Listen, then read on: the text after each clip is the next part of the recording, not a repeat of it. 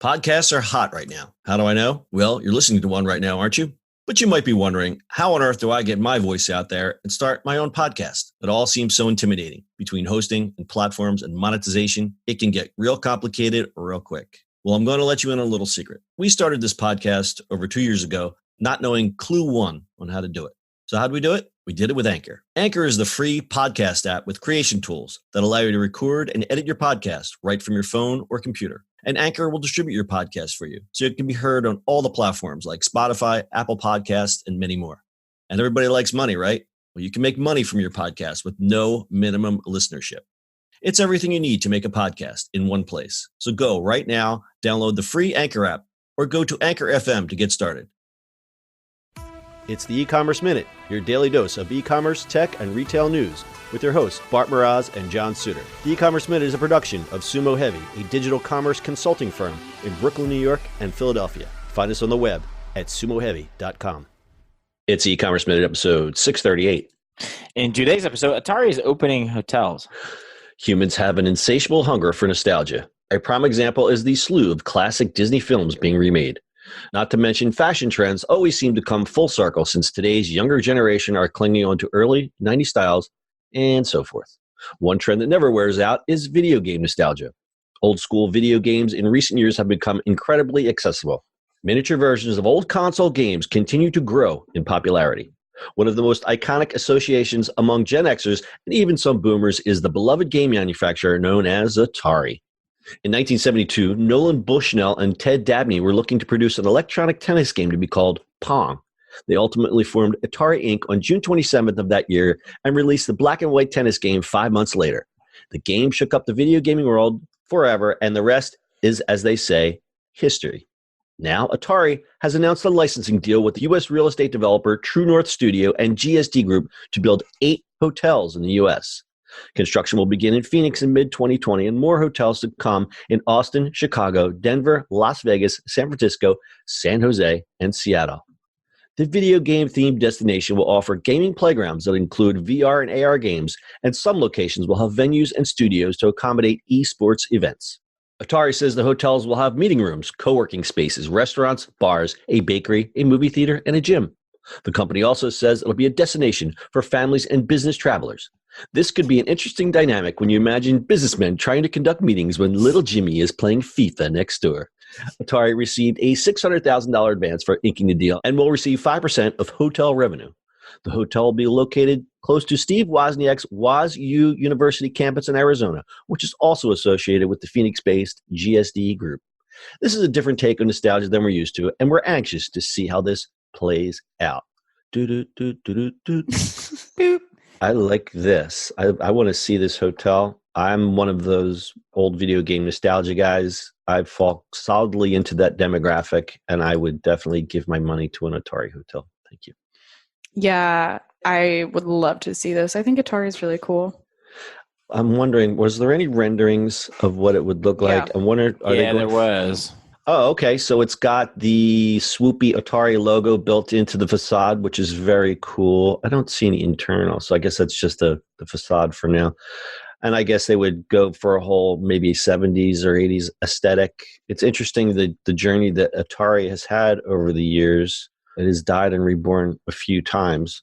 Most recently, they were trying to resurrect their game console, but the console, the Atari VCS Retro console, has been reported to be going under significant difficulties, with the console's lead architect claiming that he hadn't been paid in over 6 months. Yikes.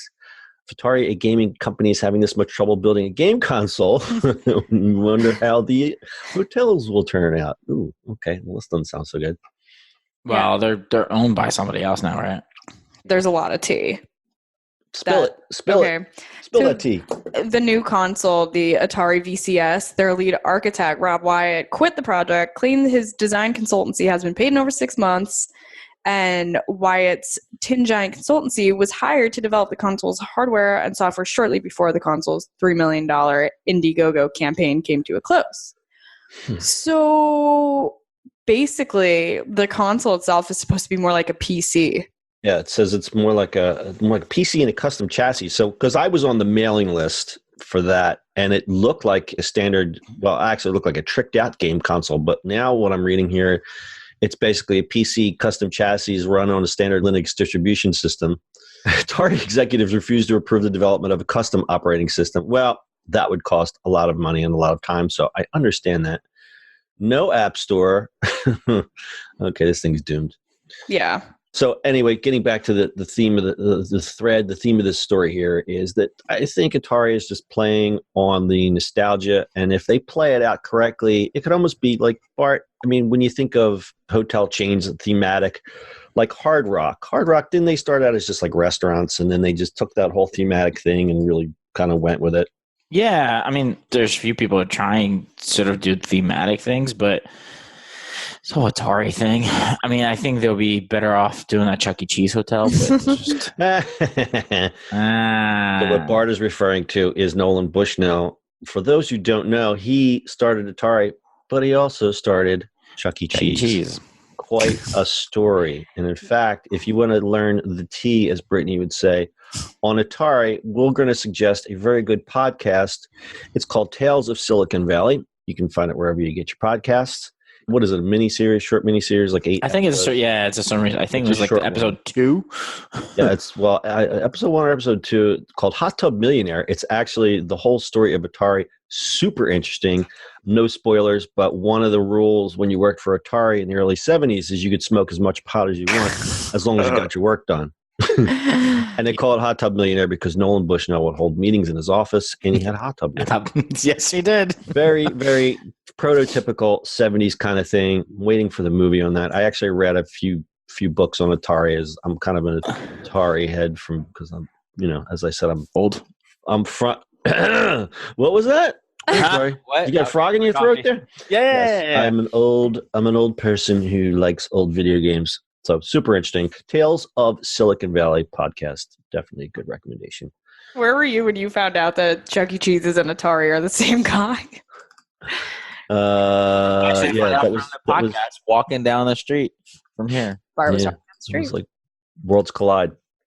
All right, we're doing a little stat time.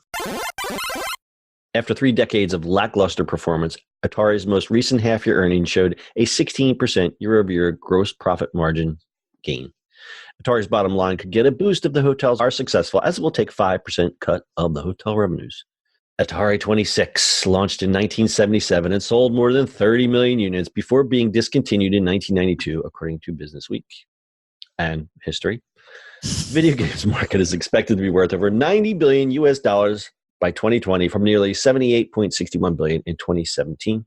And one thing I want to point out, Atari, which we didn't cover in the story, I think they are piggybacking on the esports trend. I know Philly, we just built an esports stadium right in the middle of our stadium complex. Esports is huge. They could just run all their events through Atari hotels. Makes complete sense. Would be a great tie-up.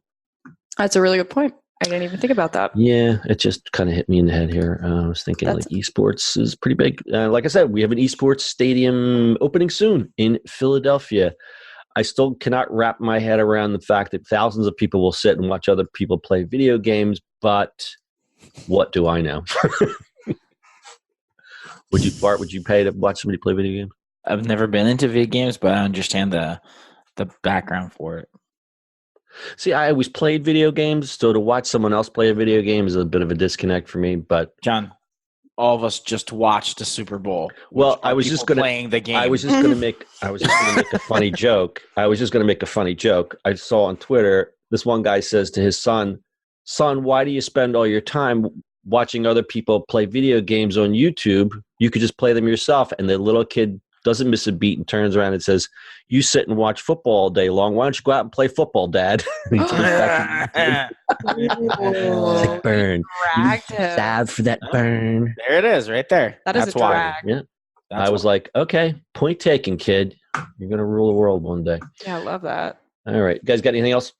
No. That's your e-commerce minute for today. We'll see you on the internet tomorrow. That's it for today's show. If you like the show, do us a favor and subscribe or leave us a review on iTunes. And don't forget, you can now listen to the e-commerce minute on your Amazon device. Just add e-commerce minute to your flash briefing. And finally, if you have a comment or suggestion or just want to say hi, find us on social media at SUMO Heavy.